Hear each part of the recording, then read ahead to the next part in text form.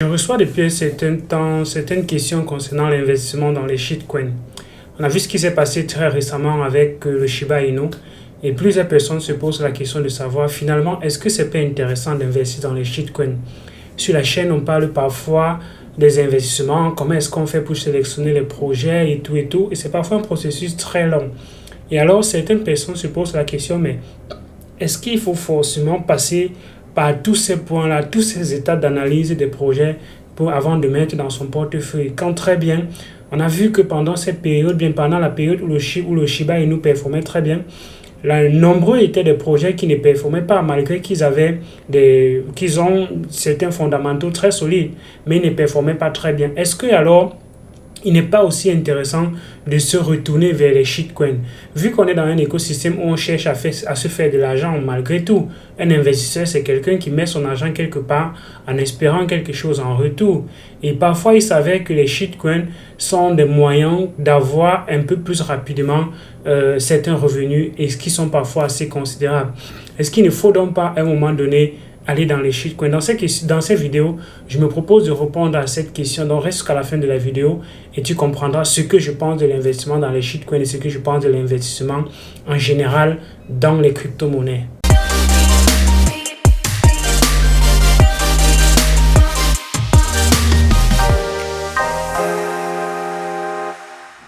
Salut, moi c'est Viscondu, bienvenue sur la chaîne. Ici on parle majoritairement de crypto-monnaies. Si tu veux faire partie de cette aventure et être dans une communauté qui est en plein essor, je t'invite donc à faire deux choses. La première, c'est de t'abonner à la chaîne et d'activer la cloche de notification. Comme ça, tu resteras informé régulièrement par rapport à un contenu de qualité comme celui-ci que tu es en train de regarder. La deuxième chose, c'est d'aller en description de la vidéo et tu retrouveras le lien de notre groupe Telegram.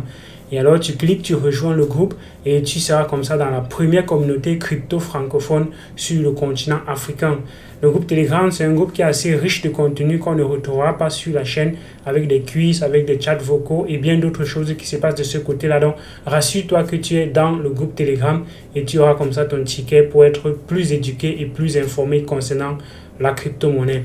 Une dernière chose avant de continuer, Elvis peut dire des choses qui sont assez intéressantes, mais Elvis n'est pas un conseil financier malheureusement. Donc, il faut toujours faire ses propres recherches avant d'investir. Cette vidéo, comme d'autres vidéos sur la chaîne, c'est uniquement à titre éducationnel. Je reçois depuis quelques temps des personnes qui viennent dans mon box et qui me demandent est-ce qu'ils peuvent investir dans les shitcoins. Tellement de crypto-monnaies qui sont à 0,0000 avec une circulation des trillions de pièces en circulation. Et alors, on se pose la question, est-ce qu'il faut forcément investir dans ce genre de projet, dans ce genre de crypto? Je ne vais pas dire oui comme je ne vais pas dire non directement parce que ce soit oui, que ce soit non, il y a des risques. Le risque, il faut le mettre sur la balance. Quel est l'avantage que j'ai en investissant dans les shitcoins? Quel est l'inconvénient que j'ai en investissant dans les shitcoins? Il faut essayer un peu d'aller dans l'historique des investisseurs et de comprendre comment les shitcoins fonctionnent. Et dans le fonctionnement des shitcoins, il y a le fait que ça pompe à un moment donné et après ça dump. Et il y a donc certains projets qui vont disparaître. Il y a plusieurs shitcoins qui disparaissent.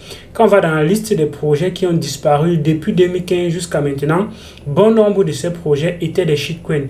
C'était des projets qui n'avaient pas de fondamentaux solides. C'était des projets qui avaient une équipe peut-être pas trop expérimentée. C'était une équipe des projets qui n'avaient pour certains rien de concret derrière. Juste le fait que c'était un token, les gens l'achetaient. On était en 2017.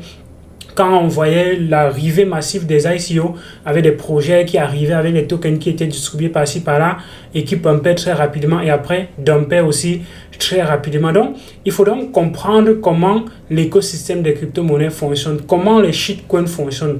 Les shitcoins prennent de la valeur parce qu'il y a une communauté derrière, parce qu'il y a des gens qui utilisent la crypto-monnaie, parce qu'il y a des gens qui vont chiller cela dans les médias sociaux, les publicités en désordre par-ci par-là. Et c'est comme ça que vous allez être au courant de ces shitcoins-là. Et quand vous allez arriver à acheter en masse, la crypto-monnaie va prendre drastiquement de la valeur.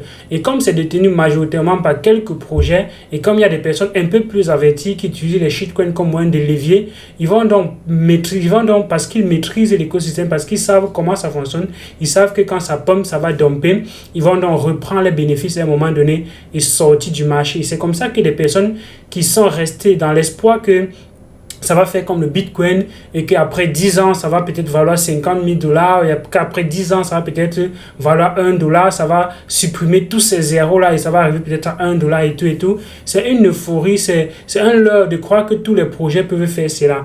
Ce ne sont pas tous les projets qui peuvent avoir les mêmes performances que le Bitcoin. Le Bitcoin performe encore très bien aujourd'hui, c'est pas parce qu'on a gardé pendant 10 ans uniquement, c'est parce que derrière, il y a un fondamental solide du Bitcoin.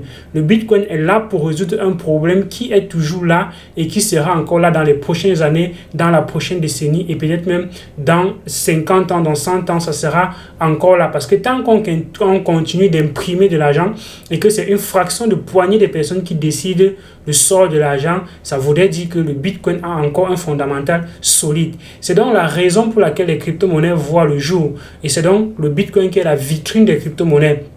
Donc maintenant, derrière cela, il y a d'autres projets. Il y a d'autres projets qui viennent simplement dans l'optique de vous dire, OK, voici une crypto-monnaie moins chère. Voici une crypto-monnaie qui est au même prix que le Bitcoin était il y a de cela 10 ans. Et alors, la voie pourrait te faire avoir la même performance que le Bitcoin dans 10 ans. C'est faux. Ce ne sont pas tous les projets qui auront les mêmes performances. J'ai déjà expliqué comment plusieurs projets sont arrivés et plusieurs projets ont disparu. On n'achète pas une crypto-monnaie en se basant uniquement sur le prix. On fait une analyse fondamentale du projet, on fait parfois une analyse technique du projet qui vont vous permettre de bâtir maintenant une idée concrète et concise de la crypto-monnaie avant de l'acheter. Si vous achetez parce que quelqu'un d'autre à côté de vous achète, parce que vous arrivez sur CoinMarketCap et vous voyez que c'est en train de prendre de la valeur, ou bien parce que vous voyez que c'est très très moins cher, ça veut dire que vous n'achetez pas pour des bonnes raisons. Mais à l'opposé, si vous achetez parce que vous maîtrisez comment l'écosystème fonctionne, vous maîtrisez que c'est un shitcoin, mais même comme c'est un shitcoin, c'est encore dans ses tout débuts. Et quand les gens vont donc savoir que la crypto-monnaie existe et que plusieurs personnes vont en parler, alors c'est le bon moment de revendre. Ça veut dire que je suis un investisseur conscient, ça veut dire que j'investis dans les shitcoins en connaissance de cause. Et quand ce genre de projet va faire x10, x20, x50, je ne vais pas espérer que ça fasse x1000 parce que la probabilité que ça le fasse est très très faible. Et alors, je vais prendre une partie de mes bénéfices et je vais définir des plans de sortie. Il faut avoir des plans d'entrée. Quand on explique tantôt, il faut avoir des plans d'entrée. Tout comme il faut aussi avoir des plans de sortie. Les plans de sortie vont vous permettre d'éviter ce genre de choses. On n'investit pas simplement et on garde sur le long terme. Même quand vous sélectionnez des meilleurs projets que vous mettez dans votre portefeuille, il faut toujours avoir un plan de sortie. Je vais donc poser la question à ceux qui vont simplement investir dans les shitcoins pour des raisons qu'eux seuls maîtrisent. Si vous voulez garder une crypto-monnaie dans votre portefeuille pendant 10 ans, qu'est-ce que vous allez faire? Est-ce que vous n'allez pas prendre la peine d'analyser au moins si la crypto-monnaie là sera encore là dans 10 ans? C'est la moindre des choses à faire. La moindre des choses à faire, c'est d'analyser est-ce que cette crypto-monnaie a le potentiel d'être encore dans le marché dans 10 ans? Est-ce que le problème fondamental que vient résoudre cette crypto-monnaie, c'est un problème qui est en pleine croissance? Et quand on est un investisseur, on regarde cela. Même quand on veut lancer un business, on regarde si le problème est en pleine décroissance, ça veut dire qu'à un moment donné, on n'aura plus ce besoin. Et s'il n'y a plus de besoin, alors la solution au problème que tu apportes vaudra zéro.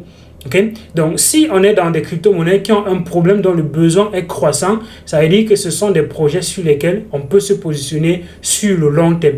Mais par contre, si on est dans des projets qui n'ont pas ces fondamentaux-là, ou bien qui sont dans des besoins uniquement décroissants, alors ce ne sont pas des bons projets sur lesquels il faudrait se positionner. Bien que ce sont des projets qui peuvent aussi bien performer à un moment donné, et l'investisseur conscient pourra saisir les opportunités qu'il y aura dans ces crypto-monnaies-là. Donc, la décision va forcément vous revenir de choisir si vous investissez dans les shitcoins ou pas. On n'investit pas parce que ça prend de la valeur, mais on investit parce qu'on maîtrise l'écosystème, parce qu'on maîtrise comment ça fonctionne. Moi, personnellement, j'ai certaines crypto-monnaies qui sont qualifiées de shitcoins dans mon portefeuille. Mais je ne vais pas avoir la même stratégie que vous qui n'avez pas les connaissances. Peut-être vous allez utiliser. Je ne vais pas dire que tous ceux qui me suivent n'ont pas les connaissances. C'est que j'aurais échoué parce que nous sommes en train de partager ces connaissances. Et il y a plusieurs personnes qui évitent d'entrer, de tomber dans certains pièges aujourd'hui. Quand on voit des personnes perdre lamentablement la clé de leur portefeuille, des personnes perdent des crypto-monnaies dans leur portefeuille et tout, parce qu'ils sont arrivés dans l'optique de chasser uniquement le gain. Et cette chasse au gain là fait en sorte qu'ils ne prennent pas le temps de maîtriser l'écosystème, ils ne prennent pas le temps de maîtriser comment les crypto-monnaies fonctionnent, comment est-ce que l'investissement fonctionne, comment est-ce qu'il peut... Donc, il faudrait toujours se former. Former, ça ne veut pas simplement dire acheter une formation. Vous pouvez prendre la peine de regarder les vidéos, suivre les tutoriels, suivre les conférences, lire beaucoup, et ainsi de suite. Et c'est comme ça que vous allez donc vous bâtir une connaissance solide. Et c'est cette connaissance solide-là qui va vous permettre d'éviter de tomber dans certains pièges. Quand plusieurs personnes perdent aujourd'hui les clés à leur portefeuille, moi ça me fait mal, mais parfois ce sont les étapes par lesquelles il faut passer pour comprendre un certain nombre de choses, parce que quand le serpent te mord, tu vois le mille pattes derrière, après tu fuiras. Donc parfois c'est une leçon qui reste gravée au fond de notre mémoire, qui fait en sorte qu'on ne tombe plus dans un certain nombre de pièges. Vouloir que quelqu'un ne tombe pas, c'est comme vouloir qu'un enfant marche sans ramper. Un enfant va forcément tomber, et alors il ne faudrait pas se lamenter quand l'enfant tombe. Il faudrait lui montrer que oui, malgré qu'il est en train de tomber, c'est une étape normale, et la personne va arriver à un moment donné à se tenir debout et à marcher sans plus tomber. Donc c'est peut-être le sacrifice que certains auront à faire, mais il y a d'autres personnes qui arrivent et qui parviennent à aller un peu plus rapidement parce qu'ils prennent le temps d'apprendre avant d'avancer. Donc, est-ce qu'il faut investir dans les shitcoins? Je ne vais pas dire oui, je ne vais pas dire non. Ça dépend de votre niveau de connaissance et votre niveau de compréhension de comment est-ce que les shitcoins fonctionnent, comment est-ce que les pump and dump fonctionnent, comment est-ce qu'on peut avoir des stratégies d'entrée, des stratégies de sortie.